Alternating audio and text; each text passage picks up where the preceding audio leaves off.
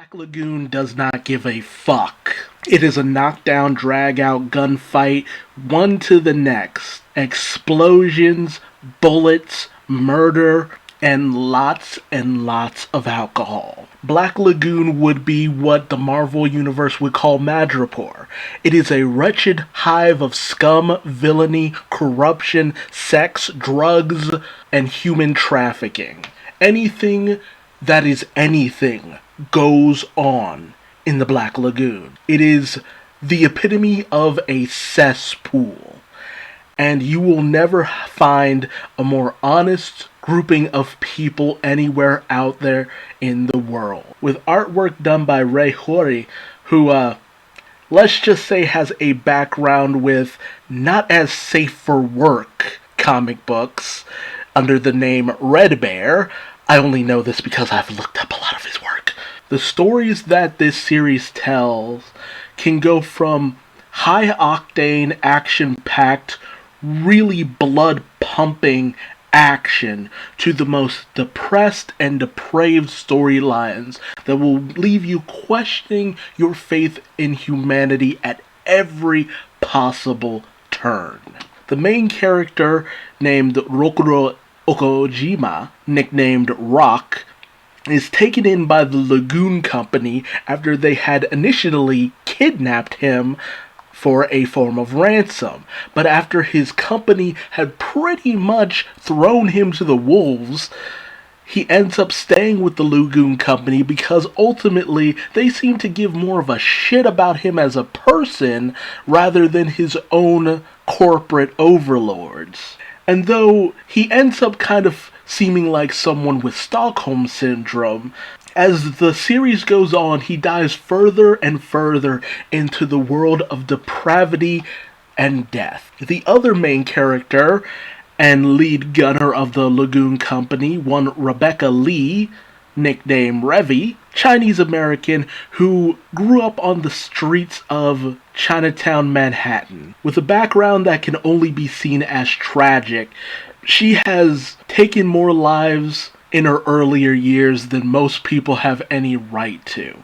Fully broken in ways that she tries to steer Rock away from, Revy has given too deeply into the world of death and booze, only ever feeling alive when she's in the heat of battle, murdering as many people as possible. It becomes clear over the course of the series that the relationship between Revy and Rock is one of either love or simply that they're just keeping each other from going too far in either direction. Revy too far in her murderous sprees that she can no longer be seen as a human being and simply has to be put down like a rabid dog, or Rock from going back to his old submissive ways or being completely consumed by the world that is the Black Lagoon. We also have one big beefy bastard of a man named Dutch, a former Marine and leader of the Lagoon Company, always with a plan, and I love me some Dutch, but at the same time, he tends to always kind of be optional in most stories. You also have resident white kid, college dropout Benny from where I'm in currently, Florida, so you know he's off his shit. He's the computer technician, mechanic guy, specialist, all-around researcher bullshit. Love me some Benny, but not the most core kid you kind of need. Although his involvement in the storyline Greenback Jane, the storyline that comes from a money counterfeiter and hacker from India, Jeanette Bai, that's pretty much the most interesting his involvement with the storyline gets, as Jeanette is kind of a freak in more ways than one. But this series would be nothing if not for the other characters who make up all of its dirty cracks and crevices. You have the likes of the Russian Mafia based in Hotel Moscow, or named Hotel Moscow I should say, ran by Balalistic, a former captain in the Soviet army turned against her country for all of its misdeeds for the most part, and how they kind of treated them after the fact. Balalistic has gone into the Russian Mafia as a way of just making her own way of the world.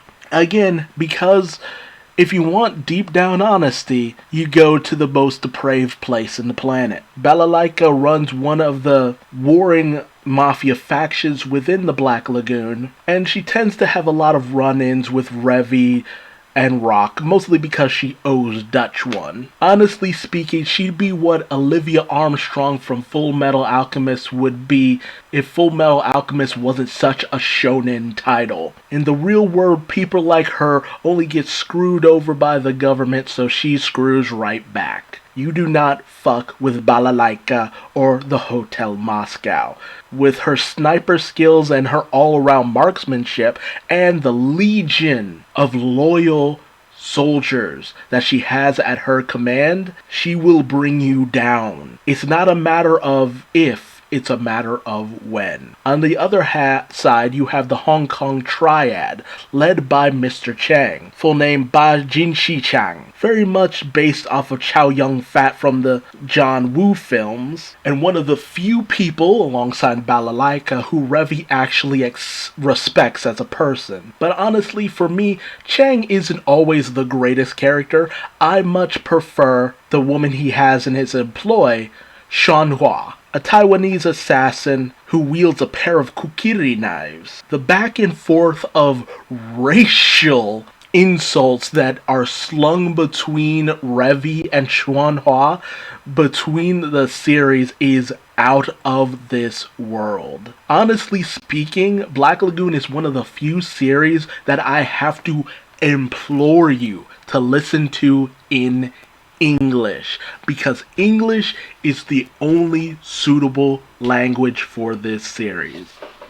The jokes are always sharp as a knife, and between all the shootouts is the best way to hear anything that anyone's saying. Another prominent character within the series is Ida of the Rip-Off Church, or the Church of Violence. A nun and a notable gunslinger who can drink, well, damn near drink Revy under the table. It kind of goes back and forth in certain places. The relationship between Ida and Revy is such a terrible one, but at the same time, I love every little bit of it. The funny thing about the Rip-Off Church is it's obvious that there's some kind of relationship with the CIA, with Ida more than likely even being part of the CIA.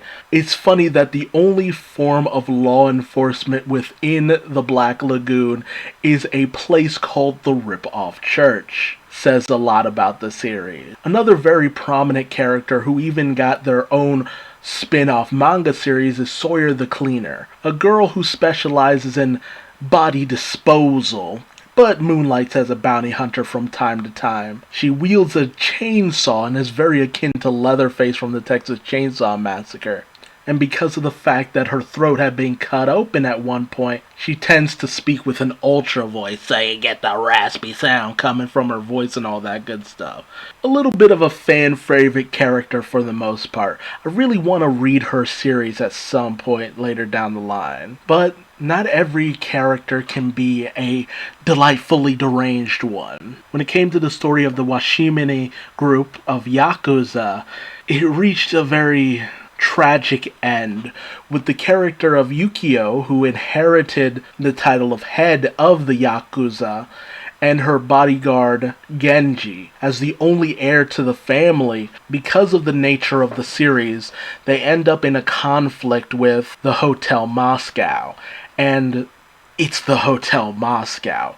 It very much does not end well. And unfortunately, the storyline of that isn't so cut and dry. There's a lot of depth to it all. But unfortunately, it still ends in tragedy and death in a lot of ways.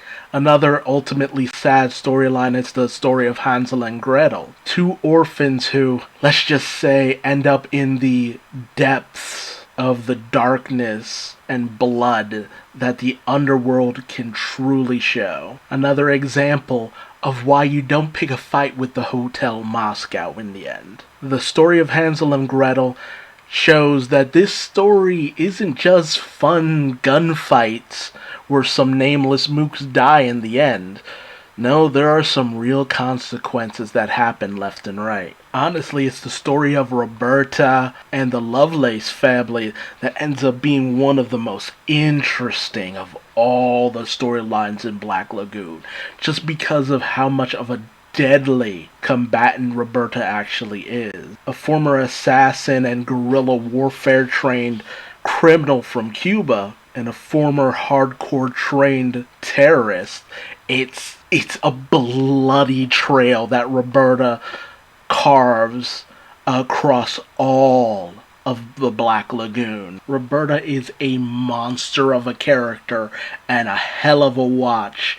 Although, towards the end of a lot of her encounters, it doesn't quite turn out too great for her after a certain point. But after everything she has done over the course of the series, she ends out better than most characters, to be honest. The story of Black Lagoon can be a fun one if you let it, but don't be too consumed by this storyline, as it really does have its ups and downs, but it's never a dull moment, and it'll always manage to pull you back in, because at the end of the day, we all thirst for a little violence, carnage, and bloodshed. Even over a decade after the end of the last bit of animation that has come from Black Lagoon, should anything new ever come from this series, I will watch it in a heartbeat. Because sometimes you just need to stare into the Black Lagoon, if only just for a little bit. Get a little dirty,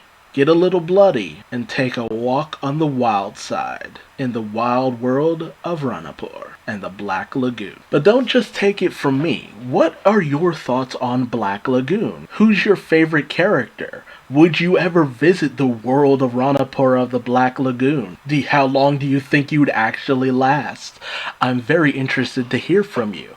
And if you like this video, please like, comment, subscribe, and hit the bell icon for more. Or don't. I'm not your daddy, but I still love you like one. And until next time, I've been Duuz-Diz-Din, and I will see you later. Bye-bye.